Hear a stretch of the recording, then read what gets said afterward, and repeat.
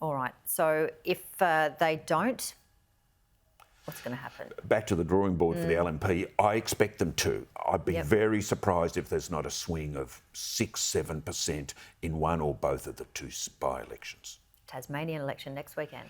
Yes, well, Tasmania's always an example all of its own. It's got the Hare-Clark system, which is akin to a Senate-style voting system.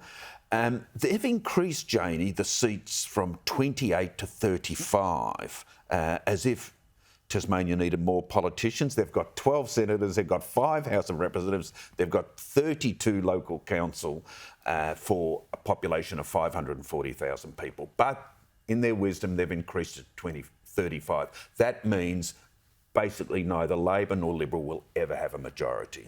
It looks like the Liberal government are well in front at the moment, but even so, they're only going to win 14 seats. You need 18 to form government. They're going to have to be a minority government. Unfortunately, that's not a good thing for any state, let alone Tasmania. All right, let's move on to nuclear energy, which is going to be a topic of discussion for the next, I don't know how long for, but so Peter Dutton pushing it hard. And, the talk about the recent CSIRO report as well was big in the news this week. Yeah, my rule of thumb with CSIRO is use them for the science, not the economics.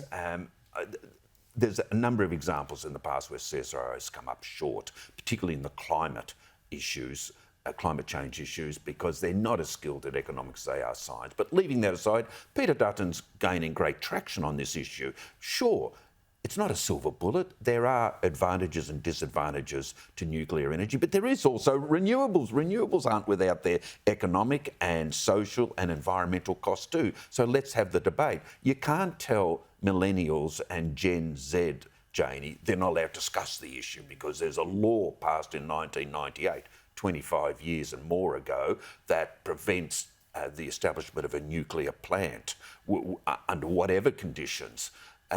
They just won't cop that. So I think Dutton's on solid ground here. Yeah, there'll be plenty of arrows, but he's got a lot of common sense on his side, and he's up for a debate, he's up for a fight, and that's what people want. How easy is it to lift those bans if they had to?